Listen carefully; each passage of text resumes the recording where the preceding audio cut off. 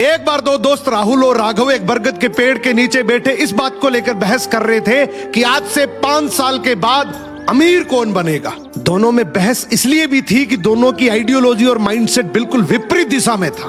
राहुल हमेशा बचत पे भरोसा करता था, वो एक एक रुपए की कीमत समझता था, लेकिन राघव इस बात पे बिलीव नहीं करता था। दोनों में बहस होते होते बात लड़ाई पे आ गई। तभी पास से गुजरता एक बुजुर्ग आदमी आकर बोला, अरे लड़ाई क्यों कर रहे हो? तुम दोनों तो एक ऐसा चैलेंज लो जिस पे लोग ध्यान ही नहीं देते, उसमें से तुम्हें एक एक रुपए जोड़ना है और दोनों में से जो ज्यादा रुपए जोड़ेगा वो ये लड़ाई जीत जाएगा। समय गुजरता है और ठीक 5 साल के बाद दोनों उसी बरगद के पेड़ के नीचे मिलते हैं। राघव आज भी गरीब था क्योंकि उसने पैसे तो खूब कमाए पर वो बचत नहीं कर पाया, लेकिन राहुल आज बड़ा आदमी बन चुका था। उसने हर एक एक रुपए की बचत को इम्पोर्टेंट समझा, यहाँ तक कि वो अपने हर महीने का रिचार्ज भी उस एप्लीकेशन से करता था जो हाई कमीशन देता है। उसने ढूंढ लिया कि मैक्स पे हर रिचार्ज पर 10% तक का कमीशन देता है। अगर आप भी राहुल की तरह बचत पे भरोसा करते हो तो इसकी शुरुआत मैक्स पे से करो। मैक्स पे आपको हर रिचार्ज पर 10% तक का कमीशन देता है। इसे डाउनलोड करने के लिए आपको प्ले स्टोर में जाके ये नाम टाइप करना है। हमारे मेहमान की कहानी है मिट्टी से उठकर आसमान छूने वाले एक ऐसे इंसान की जिसकी जेब में पैसे नहीं थे लेकिन इरादों में तूफान था। गुजरात के बोचासन की धूल भरी गलियों में जन्मा एक गरीब किसान का बेटा जिसके घर में बस इतना था कि बहनों की शादी हो जाए, पर उसकी पढ़ाई, उसके सपने, उसका भविष्य किसी ने नहीं सोचा। मगर किस्मत भी उन्हीं के आगे झुकती है जो हार मानना नहीं चाहते। रमेश भाई पटेल 10वीं तक पढ़ा ये लड़का नौकरी की तलाश में जब घर से निकला तो बिलासपुर के एक छोटे से चाय के ठेले पर काम करने लगा। उबलती हुई केतली की भाप के बीच उसने एक अनजानी कला सीखी, टी ब्लेंडिंग। उसे खुद भी नहीं पता था कि यही हुनर उसे एक दिन 2000 करोड़ तक ले जाएगा। फिर किस्मत ने उसे जलना पहुंचा दी, एक ऐसी जगह जहां वो किसी को नहीं जानता। कुछ 100 रुपए, भूखी रातें, रेलवे स्टेशन की ठंडी फर्श, और यही उसका पहला संघर्ष था। धीरे धीरे एक छोटा सा कमरा मिला और फिर शुरू हुआ असली सफर। एक किराए की साइकिल और थैले में थोड़ा सा चाय पाउडर। न पहचान, न सपोर्ट, न पैसे, सिर्फ हिम्मत और चाय मिलाने का जादू। वो रोज साइकिल पर शहर भर के चाय स्टॉल्स पर जाता, चाय बेचता। लोगों को स्वाद समझ में आया और धीरे धीरे वो भरोसा कमाने लगा। 5 साल तक उसने यही दिनचर्या निभाई, सुबह से रात तक पसीना, मेहनत और उम्मीद, सब कुछ पटरी पर आने लगा था।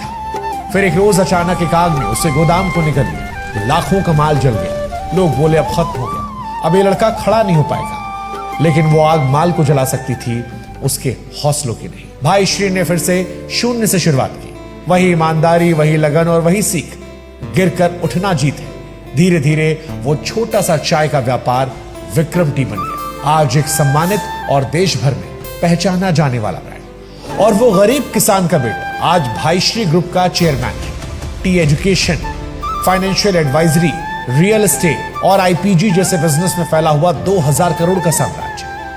भाईश्री की कहानी सिर्फ बिजनेस की नहीं है, ये कहानी है असंभव को हराने की, राख से फिर जन्म लेने की और बार बार गिरकर भी खड़े होने की। ये कहानी साबित करती है कि बड़ी शुरुआत नहीं, बड़ा इरादा चाहिए। इस इरादे ने एक साइकिल वाले लड़के को देश का बड़ा उद्यमी बनाया है। यह है सचमुच एक कड़क कहानी, एक ऐसे आदमी की जिसने जिंदगी में कभी भी मुश्किलों के सामने घुटने नहीं टेके। और हमें उम्मीद है कि इस पॉडकास्ट से आम लोग भी बहुत कुछ सीख पाएंगे। मौत को मात देने वाले इस आदमी की कहानी आपके रोंगटे खड़े कर देगी। राजस्थान का एक मिडिल क्लास आदमी जिसने संघर्ष करके एक बड़ी कंपनी में बड़ा पद हासिल किया। जिंदगी में सब कुछ ठीक चल रहा था, गाड़ी, बंगला, लाखों का बैंक बैलेंस। लेकिन साल 2015 में इनकी जिंदगी में एक ऐसा काला दिन आया जिससे मानो इनका सब कुछ लुट गया। जब डॉक्टरों ने बोला आपको कैंसर है, इस जटिल बीमारी का इलाज कराते कराते सब कुछ दांव पर लग गया और ऊपर से 20 करोड़ का कर्जा भी हो गया। इनके लिए समय मानो काल बन गया। दोस्त रिश्तेदारों ने बोलना तक छोड़ दिया। अब इस आदमी के पास बस ये 2 ही चीजें थी, लाइलाज बीमारी एंड करोड़ों का कर्ज। यहाँ कोई भी आदमी मौत का चुनाव बेहतर समझता, लेकिन इनके जीने की चाह और हार ना मानने के जिद ने इनको टूटने नहीं दिया। अब इन्होंने दवाइयों के साथ साथ भगवान का भी सहारा लिया। जिसने जो भी सलाह दी उसको माना। किसी ने झाड़ फूंक की सलाह दी तो किसी ने एस्ट्रोलॉजी के बारे में बताया। मरता क्या ना करता, छोटे से छोटे और बड़े से बड़े एस्ट्रोलॉजी से मिले, लेकिन कहीं निराशा मिली तो कहीं गलत सलाह, जिससे और भी परेशानी बढ़ी। बार बार ज्योतिषी के नाम पर ठगे जाने पर एक चीज तो क्लियर हो गई कि एस्ट्रोलॉजी एक ऐसी इनविजिबल पावर है जो मेरी जिंदगी को फिर से ट्रैक पर ला सकती है। इन्होंने फैसला लिया कि क्यों ना इस पावर को खुद से समझा जाए। बीमारी से लड़ते हुए, कर्ज के बोझ तले दबे हुए, रात दिन एक कर दिया इस एस्ट्रोलॉजी की पावर को समझने के लिए। अलग अलग गुरुओं से ज्ञान लेना, दिन रात प्राचीन ग्रंथों का अध्ययन करना। कहते ना, जहां चाह होती है वहां राह अपने आप मिल जाता है। धीरे धीरे न सिर्फ ज्योतिषी सीखा बल्कि इसमें महारत हासिल करी। अपनी जटिल बीमारी का इलाज करवाया, करोड़ों का कर्जा उतारा। इनकी जिंदगी में ये एक चमत्कार से कम नहीं था। तब इनको लगा कि जो चीज मेरे लिए इतना काम कर सकती है तो मेरे जैसे इस दुनिया में लाखों करोड़ों लोग होंगे। इन्होंने और लोगों को एस्ट्रोलॉजी सिखाना शुरू किया। आज लाखों करोड़ों लोगों को एस्ट्रोलॉजी सिखा रहे हैं, उनको जिंदगी की एक नई दिशा दिखा रहे हैं। इनका नाम है आचार्य लवभूषण, एस्ट्रोलॉजी की दुनिया में बादशाह। आज इनकी इंडिविजुअल वैल्यूएशन 100 करोड़ से ज्यादा की है। जो आदमी कभी खुद कैंसर जैसी बीमारी से लड़ रहा था, आज वो हजारों लोगों की समस्याओं का समाधान करते हैं। जो कभी खुद कर्ज के दलदल में था, आज लोगों को फाइनेंशियल प्लानिंग और जीवन की राह दिखाता है। इनकी ऑनलाइन क्लासेस में देश विदेश के लोग जुड़ते हैं। यूट्यूब पर लाखों सब्सक्राइबर्स हैं। हजारों स्टूडेंट्स इनकी एस्ट्रोलॉजी सीख रहे हैं। आचार्य लवभूषण जी की सबसे खास बात, इन्होंने अपने अनुभवों से सीखा कि ज्योतिषी क्या है और फेक एस्ट्रोलॉजर से कैसे बचा जाए।